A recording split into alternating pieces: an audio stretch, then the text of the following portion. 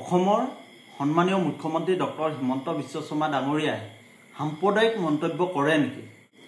সাম্প্ৰদায়িক মন্তব্য কৰাৰ অভিযোগত মুখ্যমন্ত্ৰী ডক্টৰ হিমন্ত বিশ্ব শৰ্মাৰ বিৰুদ্ধে ৰাজ্যপাল আৰু ৰাষ্ট্ৰপতিলৈ বিৰোধী ঐক্যমঞ্চৰ স্মাৰকপত্ৰ।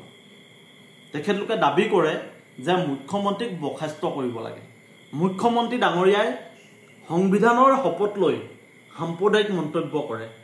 গতিকে ৰাজ্যপাল আৰু ৰাষ্ট্ৰপতিলৈ বিৰোধী ঐক্যমঞ্চই স্মাৰকপত্ৰ প্ৰদান কৰিছে, দাবী কৰিছে অসমৰ মুখ্যমন্ত্ৰীক বৰ্খাস্ত কৰিব লাগে।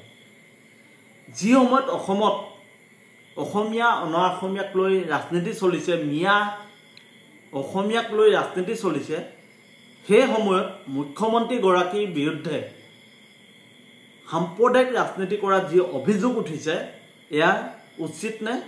মুখ্যমন্ত্ৰীগৰাকীয়ে যি ধৰণে সংবিধানৰ শপত লৈ দায়িত্বভাৰ গ্ৰহণ কৰিছে, সেই মুখ্যমন্ত্ৰীগৰাকীয়ে কাৰ্যপালিকাৰ যি নিয়ম, এই নিয়ম পৰিচালনা কৰাত ব্যৰ্থ হৈছে নেকি?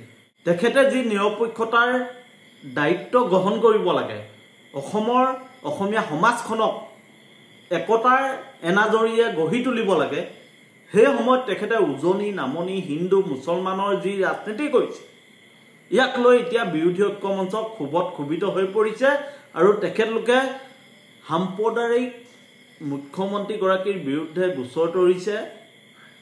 অসম জাতীয় পৰিষদৰ সভাপতি লুৰিণজ্যোতি গগৈ ডাঙৰীয়াই অসমৰ মুখ্যমন্ত্ৰীৰ বিৰুদ্ধে গোচৰ তৰিছে আৰু কৈছে যে মুখ্যমন্ত্ৰীগৰাকীক গ্ৰেপ্তাৰ কৰিব লাগে।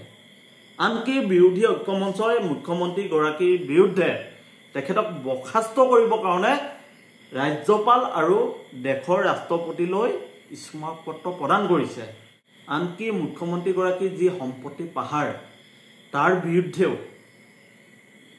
বিৰোধী ঐক্যমঞ্চই একত্ৰিত হৈ তদন্ত দাবী কৰিছে আৰু মুখ্যমন্ত্ৰীৰ পৰিয়ালৰ বিৰুদ্ধে অবাধ সম্পত্তি গঢ়াৰ অভিযোগ উঠি ন্যায়াধীশৰ দ্বাৰা মুখ্যমন্ত্ৰীৰ পৰিয়ালৰ যি সম্পত্তি, ইয়াৰ বিৰুদ্ধে তদন্ত দাবী উত্থাপন কৰিছে। আমি আপোনালোকক জনাই আছোঁ যে মুখ্যমন্ত্ৰীগৰাকীয়ে অবাধ সম্পত্তিগৰাকী হৈছে। গতিকে মুখ্যমন্ত্ৰীৰ পৰিয়ালৰ বিৰুদ্ধে বিৰোধী ঐক্যমঞ্চই তেখেতৰ যি সম্পত্তি আছে, তেখেতৰ পৰিয়ালৰ নামত যি সম্পত্তি আছে, তাৰ বিৰুদ্ধে ন্যায়াধীশৰ দ্বাৰা তদন্ত দাবী কৰিছে।